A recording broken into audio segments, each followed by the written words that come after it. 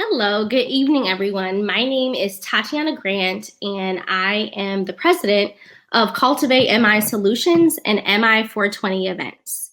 As a point of reference, Cultivate MI Solutions was Michigan's first licensed marketing and events agency. We received our license in 2019, and MI 420 Events is our public-facing event brand. To give a point of reference, the reason why we are even hosting the event this evening is based on the number of inquiries that we have received from individuals looking to do events in Michigan, as well as just the overall marketplace and things that we're seeing, and even the questions that we have ourselves as event organizers. And so I want to thank everyone for the overwhelming response that we've seen, both with registrants. We have over 200 people registered to be with us this evening, as well as just the overwhelming feedback that we've received on our social media channels. I would first like to thank our speakers this evening. Both of them literally within a matter of minutes of me sending them notes responded and said that they were in.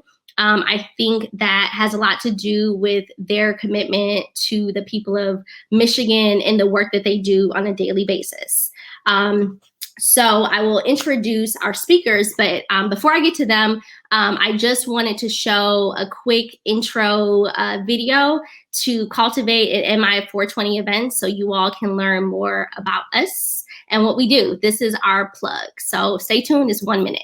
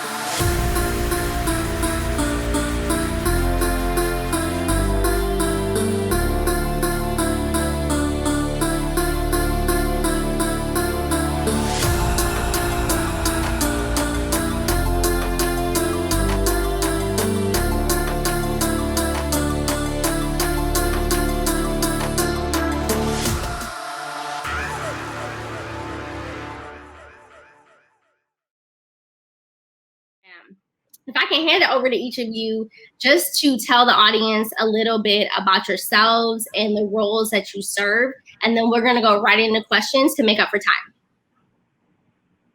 Okay. So, Andrew, Bill, whoever wants to step in. Andrew, you go first.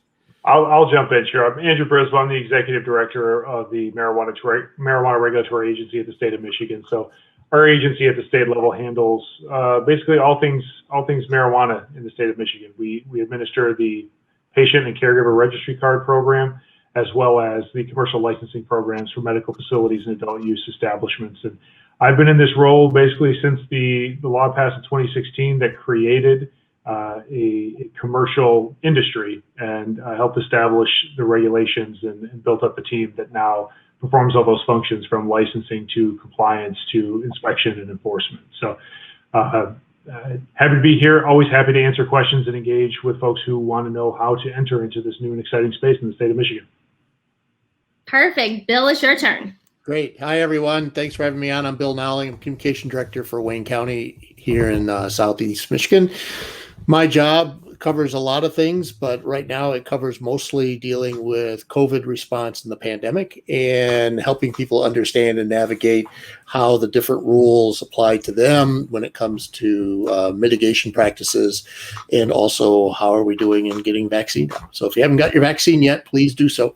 So that's my plug for getting the vaccine done. So there you go. I get my number 2 on Friday, and I have cleared my Mother's Day just in case I become a man down, because I keep hearing that number 2 may do its toll. So that being this said, day, you'll be fine. You'll be good by Mother's Day. Okay, there we go. That's what I like to hear. So that being said, I actually want to start it with Andrew. Can you start us from the foundation in the beginning and just let us know what the current rules and regulations are regarding events and the event organizer license? Sure. And the agency approached this new topic, even though it really hadn't been tackled much by some of the states with more mature markets, but it was starting to bubble up in those states. So we decided to be proactive and provide for a pathway to have a license to engage in designated consumption establishment as well as temporary events. So the temporary events is sort of an interesting construction that's a little bit different from some of the other license types we have, but we took a similar conceptual approach. That is, the marijuana event organizer license is the first step for anyone that wants to put on temporary events. And so the event organizer license sort of serves as what we call pre-qualification for all the other more permanent license types. So that marijuana event organizer license would require you to go through the background investigation, ensure that you are eligible for licensure under the Regulation Taxation of Marijuana Act. And then once you hold that license, then you're eligible to apply for any of those temporary events that you wish to be a part of. The temporary event then is the piece where you would tell us what exactly that event looks like, the scope, the scale, the duration, the location. Temporary events are always required to have an attestation for the municipality that they're authorized by the municipality. This is a circumstance where every event is going to need to have that proactive municipal authorization, not that there's an authorizing ordinance in place, but that that event itself is actually authorized by the municipality at that time and place and location. So that's very important that anyone interested in putting on events is coordinating with the municipalities where you want those to occur. And then I know we get a little bit of pushback on the time frame, but we request that those applications are submitted 90 days before the event. That gives us ample time to ensure that under the statute, which gives us 90 days to make a determination, we've been able to evaluate the event and offer the authorization. Now, that's not to say that if you don't hit that time frame, it's impossible to get the event approved. But if you want to give yourself the best chance to ensure it gets reviewed and any questions get answered so you can promote the event and ensure it goes off without a hitch, you should submit that 90 days before the event is scheduled to take place. Beyond that, in terms of the specifics, I always encourage everyone to read the rules directly. We have a section on special licenses within the licenses rule set that I would become familiar with in terms of what the process looks like, what the operational requirements are, and then review those applications and forms. Our team is more than willing to answer any questions from the licensing side. Our enforcement division will answer questions about operational concerns. So feel free to engage with our team. Temporary events are kind of a new thing in the state. We've actually just licensed our first one that's going to occur. Sorry, Tatiana, you don't get to put on the very first one. It's all good. We're going to kind of learn as we go as well, but we're happy to be partners with those who want to operate in compliance with the laws and rules. So we take the approach we'd rather educate and be helpful than to set someone up for failure and then punish them after the fact. So please feel free to reach out to our team to ask any questions. Awesome. I actually had a conference call with Jennifer Piggott today. So that is a very true statement. And just to make sure that everyone gets it, we have the bulletin up here, but Andrew, if you can make sure we're clear, it says that where an event license is required is a person that allows consumption of marijuana products on the premises of a non-residential location and charges a fee for entry, sells goods or services while individuals are consuming on the premises, or requires membership for entry shall require a designated consumption establishment or temporary marijuana event license. So that is or, meaning consumption and sales, or sales, correct? I trust my team when they put that language together in those bulletins to be very technical in nature. But if there are questions, because we do get a lot about consumption, we're looking. I guess the tone of that is we're not looking to regulate individuals who are consuming at home, who may have guests at their home. But if you are a commercial operator, you will want to apply for a license to ensure that you're not doing something that's unlawful. Okay, so I'm going to go to two questions that came in previously through the questions. The first being, do infused dinners require an event license? Well, I'm not sure what an infused dinner is, but let's presume to level set that is where you are serving prepared consumable items that are meant for immediate consumption. There's not a legal pathway to do that as of yet. The service of food and that food that is infused with cannabis creates a situation where we have a couple of different regulatory systems that are trying to interplay there. And it's something that's on our radar to consider, but the regulation of, say, a restaurant and the codes that are applied there and the regulatory oversight by local public health departments is not within the scheme that is set up here for cannabis infused products. So what would we permit in this environment, and bear in mind that marijuana infused consumable products are not food by legal definition. Infusing cannabis into quote unquote food is adulterating food, which crosses up with regulation in the food law and with the USDA and FDA. So everything that we handle at the Marijuana Regulatory Agency involves marijuana infused products, which must be prepackaged and tested and so forth. So there is not a pathway right now to prepare and serve infused edible products to people on site. Okay, so that's a surprise. I think a lot of people are gonna need to be looking at business models based on that. I didn't even know that part. I thought it was just if you were selling products. So that's good to know. Next question, and then I'm gonna go to Bill, is do consumption lounges have to have an event license to host gatherings such as a comedy night, painting class, etc.?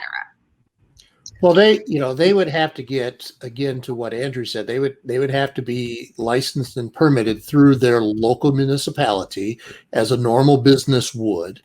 If they're going to be providing or selling cannabis or other items, edibles, that's going to require that permitting process that's separate from what the municipality will offer. But what I would caution people to note is that they have to make sure that they understand the local ordinances in the communities, because not all communities are open and friendly to cannabis activity. So you have to be careful about where you are locating some of these pop-up events or comedy nights or different things. You have to make sure that you're in a cannabis friendly community, because not all are the same. What we're looking at from the county standpoint is, are you permitted properly from the state?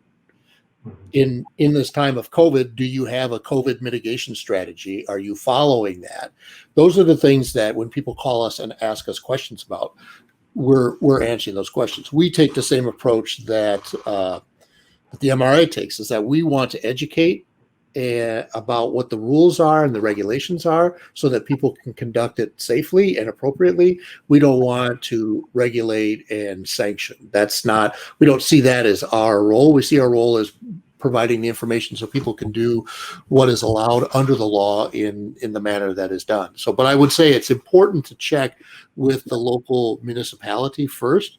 They're going to want to know what your permits are. And if you're having, when it comes to occupancy, we need to still follow what the Michigan Department of Health and Human Services requirements are for events inside and outside. I mean, we are still not at a place where we have full and open events. So those things are really, really regulated. We have 25 people on the inside right now, 300 people outside at an event.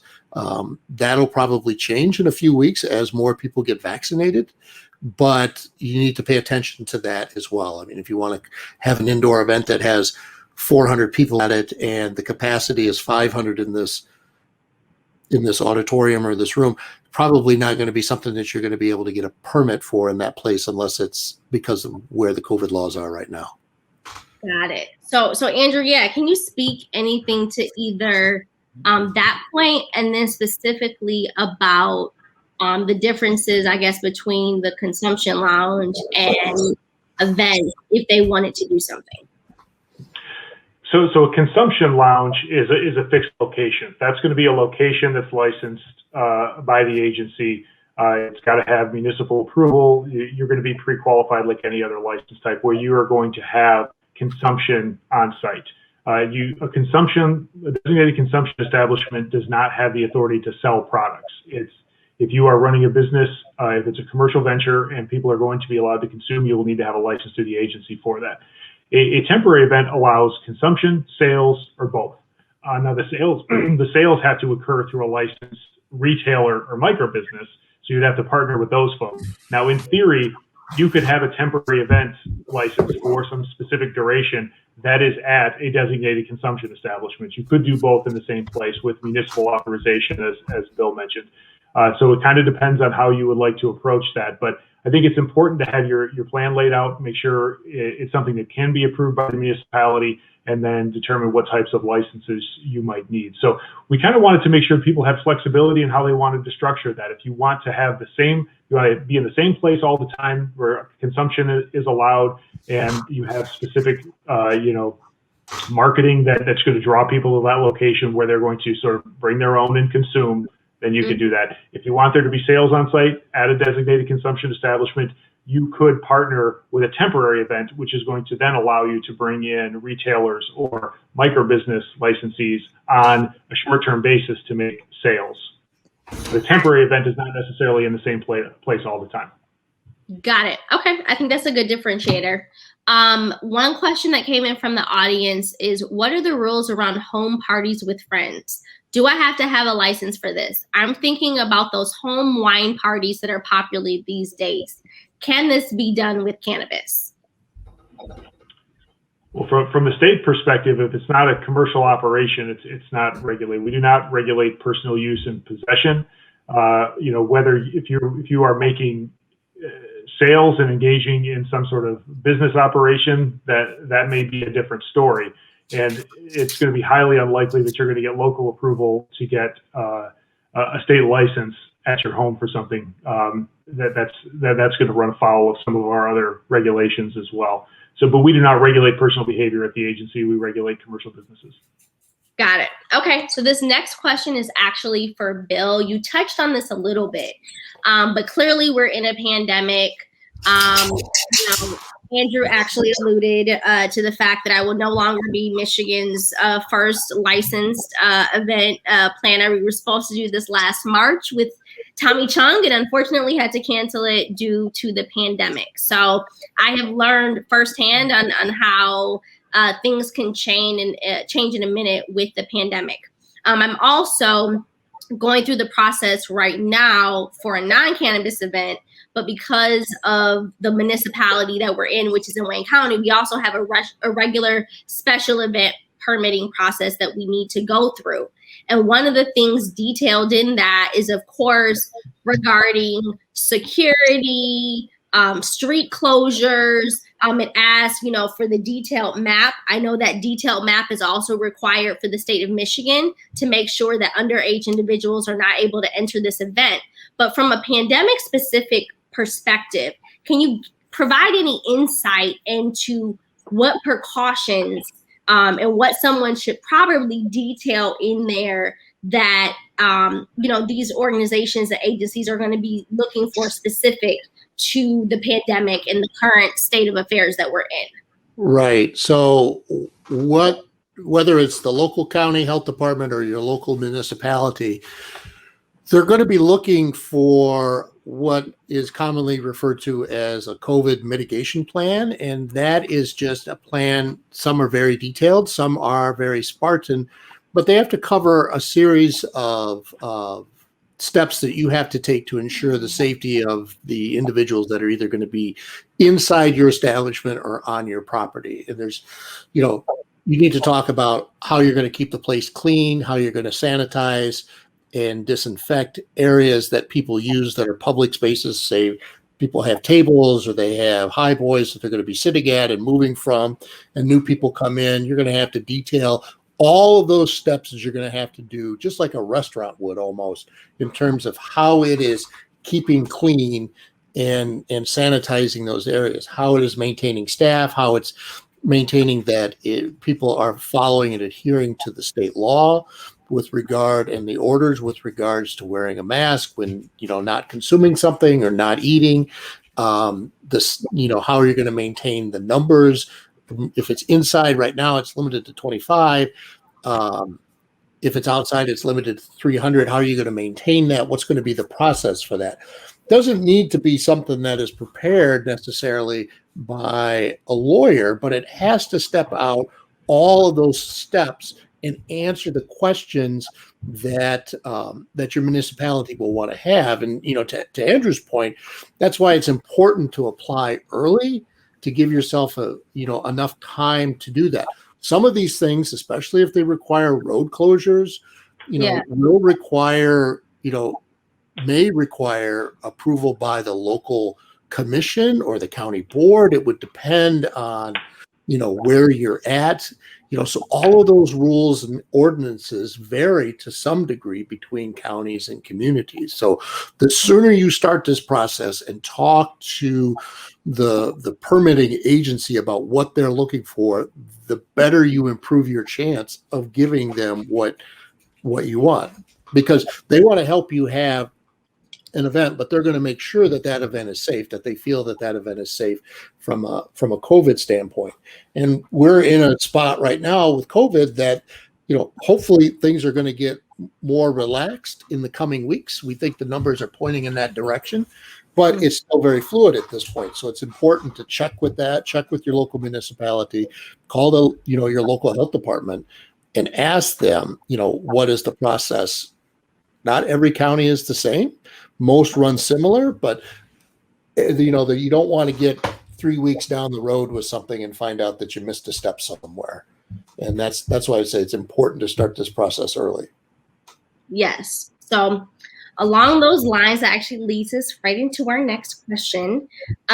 So we're working with a group right now that we realize that some areas of kind of friction that we've had is because the local municipality doesn't fully understand the rules and the way that the MRA has laid things out. So for instance, Andrew, the reason why I had my call with Jennifer today was because the municipality that we're trying to work through has told us that before we can get attestation 4B signed, we have to apply to the state. But if you've gone through this process, one of the requirements for us to even send the application to the state is to have the local municipality sign the piece of paper that says this is approved at a local level. So it's clearly some disconnect in the process between what the local municipalities think is the process and what the state has actually identified as the process. I've had people reach out to me to say, oh my gosh, thank you so much for doing this video. I'm going to take it and I'm going to send it to my local municipality so they can understand the way this is supposed to run. So that being said, Andrew, based on what you've detailed on the website, I've sent it over as of today based on my conversation with Jennifer. Can you walk us through what the process should be once you have your event organizer license to actually get a permit submitted and approved by the state of Michigan in the MRA? Sure. I guess the simple way to approach that is there's not going to be a state license issued without that municipal attestation. That's the long and short of it. And I do think that, going back to the early days of medical facility licensing, there was some confusion on this point as well, because obviously municipalities want to ensure that they aren't issuing local approval to anyone that's not state eligible either. So I understand where they're coming from in that regard.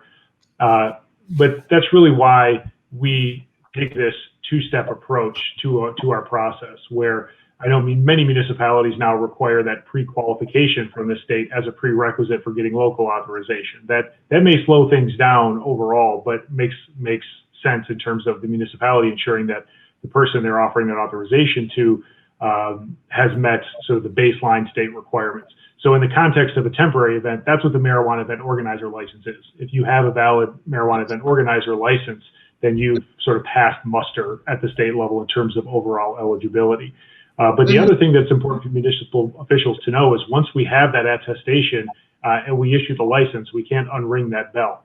So we've had concerns on the opposite side where I think municipal officials are not necessarily evaluating the status of their ordinance before they sign that attestation. So we want to be sure that it's understood that if we receive that attestation and it's executed by, the township clerk or the city clerk, that they understand that that's then likely going to lead to the issuance of a state license, all of the requirements being met. Got it. Okay, awesome. So these two kind of tie in together. This question is for Bill. In Wayne County, and I'm actually getting a lot of questions on Facebook in the chat. What is the process, or is there a formal process, an approval process, an application, and things of that sort? And then where can one find that COVID mitigation plan paperwork that needs to be submitted? So the application process for the event will have to start at the local municipality, not with the county, because that's where the process has to occur, because that's going to be the license. It's going to have to be whoever is the licensing municipality. That's where that process would occur. For coming to the details on the mitigation plan and what goes into it, a couple places you can go to look at that. One would be the state coronavirus site, and I'll give you that, and I'll put it in the chat here in a minute, but it's just www.michigan.gov/coronavirus. And there's all sorts of frequently asked questions, what businesses need to do, what food service and event organizers need to do to make sure that their operations are COVID ready and COVID safe. In Wayne County, we rely on that. We follow the state's lead when it comes to that. We've not issued any additional orders on top of the state's orders and regulations, because we think that they're pretty clear, and we want to make sure that we're consistent, and not being too different from what happens in Wayne County happens in Washtenaw or Oakland County. So that's where I would say to go to that. And the other place that you could go is waynecounty.com.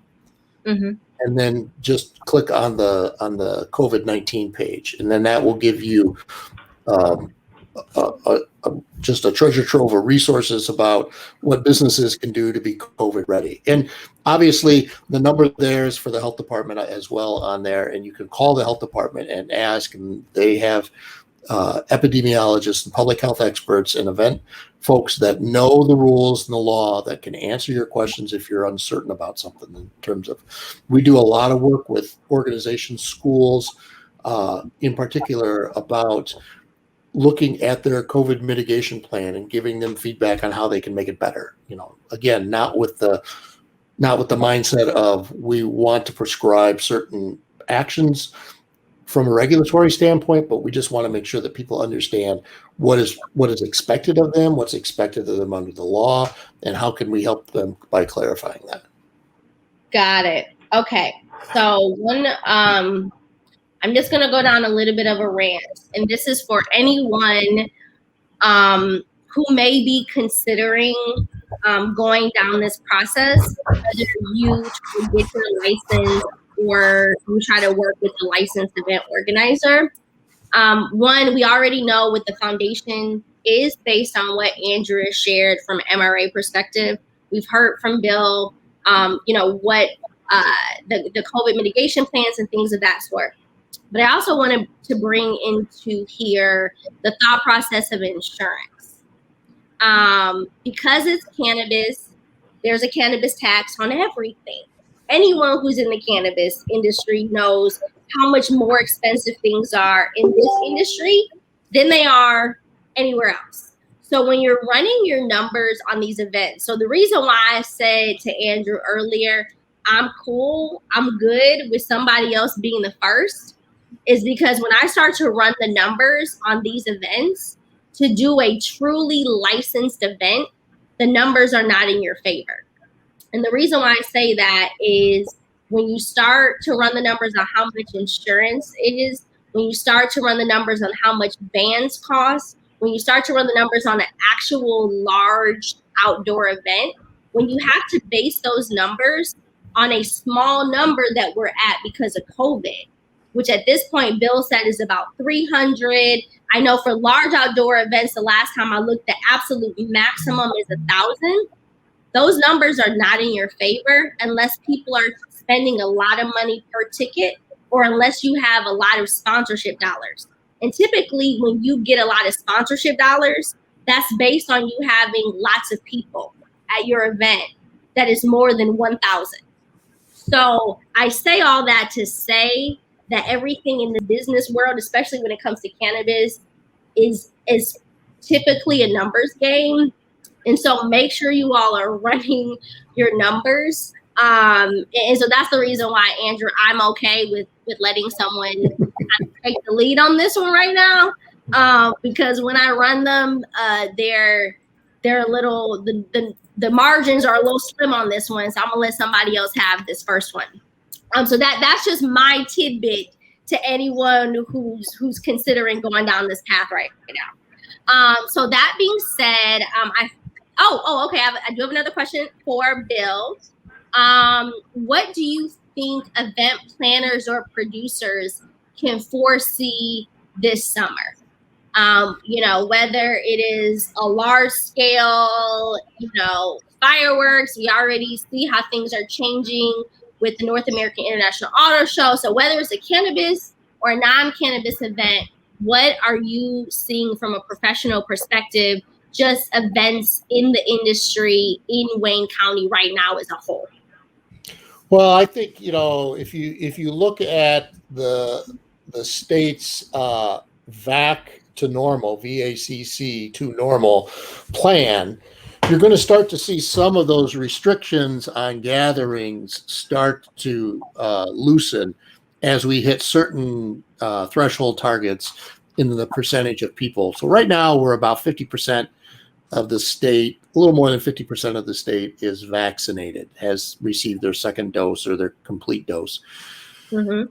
To get to some relaxation of some of the restrictions, we're going to have to get to 65% when you want to look at, taking restrictions off of outdoor events, increasing the number of the percentage of occupancy, first threshold 60, and I think that will take us to 25%, and then from 25 to 50 as we go up. And then once we get to 70% vaccination, then all of the COVID restrictions, the wearing the mask in public, the 6-foot social distancing, the event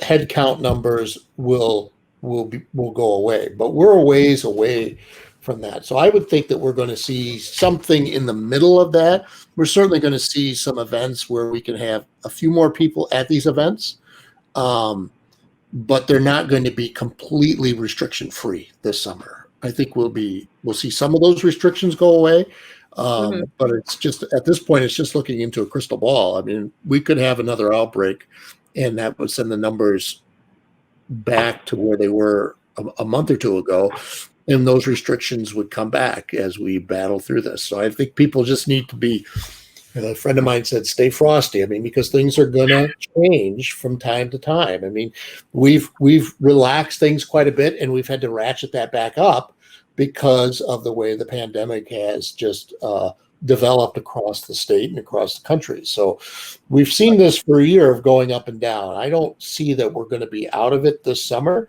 We may be in a better place, but I don't see us being completely out of it this summer. And the reason I say that is that, it's taken us 8 or 9 weeks to go from basically 0% of the population to 50% of the population fully vaccinated. To get to 70%, which is kind of the threshold for herd immunity, that would mean that we can move into more open and less restrictive mitigation practices. It's going to take at least that long, if not longer, because now we're getting everybody who's wanted to get a vaccine has gotten one. And now we're focusing on those folks who maybe want to have a vaccine but aren't sure, or have decided that they've already had COVID, they don't need to get a vaccine. And so it's going to be much harder to go from 50 to 70% than it was to go from 0 to 50%. So it's just going to take more time. Got it. We're not out of it yet. And so people need to be patient, and they need to plan accordingly. I mean, if you want to have an event with 10,000 people at it this summer, probably not going to happen. Mm-hmm. Got it. Okay, so we're going to go through our lightning round. These are just questions, whoever's best to answer. If you can just shoot out an answer.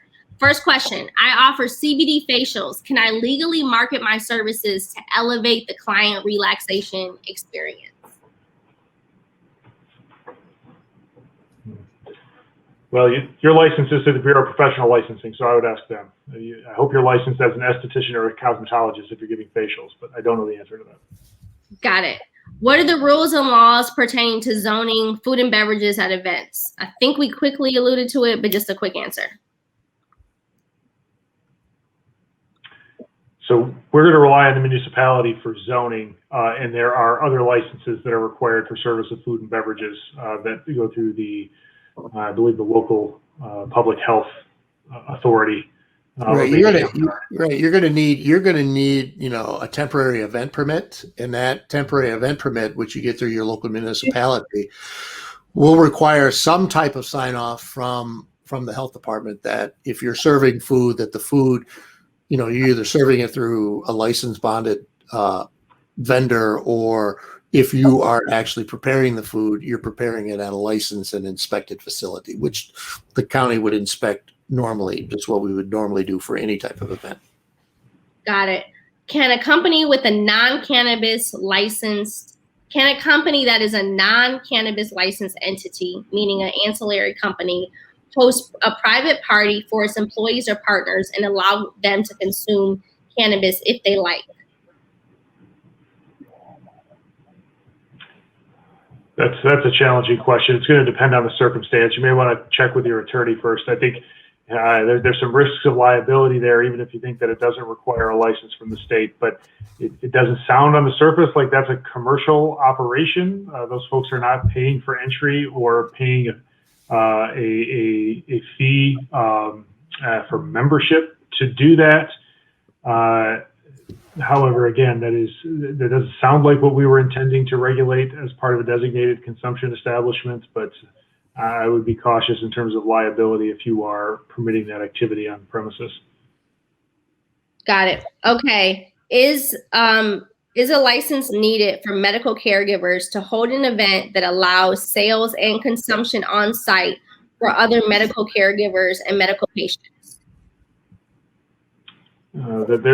There's nothing that allows caregivers to sell products. You need a license to sell to patients under the Medical Marijuana Facilities Licensing Act, and there are no temporary event licenses under that act. They're only under the Regulation Taxation of Marijuana Act. Got it. What are the point of sales and supply chain requirements for events from a licensed event organizer? So again, I want to reiterate that sales would have to occur through a licensed retailer and or licensed microbusinesses. So the event organizer does not authorize sales specifically. So the retailer or microbusiness is going to have to engage in sales essentially under the same parameters they would at their licensed site in terms of tracking and metric and so on and so forth. Transportation becomes a little bit tricky because the law restricts how much product can be transported by a retailer or microbusiness to no more than 15 ounces at a time. So presuming you're going to take more of the product than that with you for sales, then you would have to engage with a secure transporter. Got it. Okay. Why does it take 90 days to get an event permit? We're busy over here. It takes a while for us to get through all the paperwork. I would say it doesn't necessarily take 90 days. What we suggest is you apply 90 days prior to the event to ensure that it can be processed in time. And I think Bill would echo that sentiment from the local side as well. You're going to want to be through the local approval process before you engage at the state level for the event itself. So I would start early as opposed to late. Got it. Are there any advertising rules for promoting these events or cannabis? Yes, we have an entire rule within our rule set that pertains to marketing and advertising. So I would be familiar with those. Obviously, some of the primary tenets are not allowing anything that would appeal to minors or targeting minors. You have to have evidence, reliable evidence that the message is reaching the right target audience to a certain extent. And that would apply to any type of advertising, whether that's billboards or radio or digital media or social media. So I would make sure you're familiar with all of those, the ins and outs of all those advertising rules. Okay. Who is responsible for making sure the event attendees are not impaired after events? So from a liability perspective, there are currently no what are commonly referred to as dram shop provisions that apply to cannabis businesses, which does not necessarily serve businesses well, because it means there are no legal limits on the potential liability for serving someone who's intoxicated should something happen. There was a bill that actually was just reviewed in the Regulatory Reform Committee in the House today that would incorporate similar provisions that we see in the Liquor Control Code within the Regulation and Taxation of Marijuana Act, and it's got fairly broad support in order to address liability of over-service, if you will, for individuals who appear to be intoxicated. So there could definitely be, there's nothing, so I say that to say there's nothing specific in the statute or the rules now, but there definitely could be liability concerns that could arise should a licensee make sales to someone who is intoxicated or impaired. Got it. For campgrounds and hotels, what are the rules and regulations surrounding guests having and smoking on the property if it is okay with the owner? We do not have any specific provisions that relate to a type of business. The same regulations for designated consumption or temporary event would apply depending on the circumstance. The one interesting caveat is that the Indoor Clean Air Act is very specific to tobacco, so it does not apply to smoking cannabis. There has been some discussion I've heard in passing about addressing that, but I'm not sure if that's going to happen. So again, any sort of location that serves a commercial purpose that is incorporating cannabis consumption, I would very closely look at those definitions for what is a designated consumption establishment or temporary marijuana event to see if it applies. Got it. I think this. Oh, Bill, you're going to say something? Well, I just wanted to, it's a common theme here, but I think it's helpful for people to remember that, cannabis or not, you all are proposing some type of business venture that's going to occur in a municipality somewhere. And so it's going to be regulated just as businesses would be, no different than if, at a basic level, no different than if you were to host a concert and sell beer. There's licensing requirements that are associated with that, and that takes time. And that, to Tatiana, to your point, that, you have to look at the economics of it, and does it make sense to do that? There are also additional requirements that are put on by the state, that Andrew has mentioned. So the one thing that I would just encourage people to really think about is there's a difference between having an event at your house where your friends are there and having an event for profit where you're selling and charging a fee. And in that respect, you're no different than any other business that would have an event for profit. You're going to be regulated. You're going to be expected to follow the the ordinances of the local municipality. You're going to be expected to follow the ordinances of the state. You're going to be expected to pay the permitting fees for having such an event and providing the detailed documentation that you would need to have any event of that size. So, I mean, it's just going to take a lot of thinking to have that out and to have in mind what the plan is, because really it is a business enterprise and you should be thinking of it that way. Got it. The next question, I believe, is for more so an annual event. It says, if attestation 4B is signed to one organizer, can it later be transferred to another organizer? Say they were partnering for the first event to get it licensed. So the second time around when they tried to do it, do they have to have their own license? Is the question I'm getting. Inferring. I'm sorry, I lost you there for a minute, Tatiana. I think the question was, if someone submitted the local attestation, could it be transferred to someone else? Is that the question? Essentially, yeah. Yes, that hasn't come up yet, but I don't think so. I think temporary event applications are specific to that event. I think if it happens before approval, then we might be able to amend the application, but that has not arisen as of yet. And bear in mind that the local approval we expect to be for the operator for that event at that place at that time. So there could be municipal repercussions there as well. Got it. Are there any conflicts with healthcare and medical focused events? Would doing certifications and consumption on site at an event be appropriate, given there will potentially be retail vendors? There are restrictions on certifications that I think apply just to provisioning centers, but I don't think there's anything in statute or rule that deals with that. But I hadn't heard that question, so I'm not certain off the top of my head. But I would check the rules to see if there are any conflicts there. I'm not sure what else one would mean by healthcare or medical focused events. This kind of goes to the point Bill made, that if you're at an event where you're making sales and trying to turn a profit, I wouldn't call that necessarily a healthcare or medical focused event. That is a licensed commercial venture and needs to be regulated as such. Got it. We're down to the last few questions. What are the rules and regulations for selling edibles at private events, flea markets, vendor events, etc.? If you are selling marijuana or marijuana infused products, you need to be licensed as a retailer or a microbusiness. So if that's happening at some kind of event, you would need to have a temporary event license. There's really no such thing as,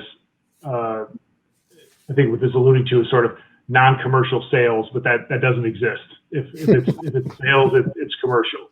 The exemption in the law is for transfer without any sort of advertising or remuneration. And please don't think that, me giving Bill an ounce and then charging him $500 for a t-shirt is working around that. Like, no one's falling for that. So if you are selling products, you need to be licensed to do that. Got it. How would someone that does food pop-ups incorporate infused options? I think we kind of talked about this. Yeah, we kind of got it. That's selling marijuana infused products for immediate consumption and food preparation is an overlap between regulated systems that has not been addressed yet. So there really is not a pathway for that yet. Any sale of infused edible products need to comply with the testing and packaging and labeling requirements that the MRA has in rule and publication. So those do not address on-site preparation of infused edible products. Got it. Okay. Well, I ran through the questions I just asked on Facebook, and I looked on YouTube. I didn't see any other questions. Do either of you have any closing thoughts or comments to share to the group? I've already seen in the chat a lot of people have gotten that really great insight, great feedback on getting these questions answered. So do either of you have any closing comments or remarks? Yeah, I guess just to kind of continue on the theme is start early, meet with your regular, your local municipality, your permitting office, with either it's the clerk's office or it could be, the business permit. It just depends which could be treasurer's office. It just depends how that's organized within your community. Get to know who the regulators are and ask them questions. They're there as public servants to answer your questions, and they will tell you how they understand the law and whether what you want to do will fit under that law and how you might be able to go about getting the permit that you need to do this legally as a commercial enterprise. I was going to say, plan ahead, prep early, and over communicate. So Bill kind of hit on those. So I will add also that this is a new space and an imperfect one. But I think we've demonstrated at the state level a willingness to be flexible in our regulatory approach and adapt to a changing environment. So if you think there are areas that you've seen that could be altered to make it an environment that provides economic opportunity and business opportunity, as long as that doesn't sacrifice public health, the agency is willing to look at that. But pay attention to the evolving regulatory landscape. We're going to have draft rules that come out later this month. So if you are in the business now or interested in being in the business, pay close attention to those. Make sure you give us your feedback, and then let us know your ideas. We've acted on several that came from external sources when it comes to how we've adjusted the regulatory environment. Yeah, and I'll piggyback on that and just, thank you and your team. When I first came in, a lot of people, yes, getting into this industry definitely takes resources. But I will say that when I came in, I actually went through the process without an attorney. So I will let it be known that it can be done. I know the attorneys probably don't want to hear that. But I would say I was very surprised at the amount of assistance that I got just by calling that 517 number. Calling, asking those questions when I was even considering getting a license. And I said, okay, this is what I read. Is that what this really means? If there's any event where there's sales and there's consumptions and people need the type of license that I'm thinking about getting.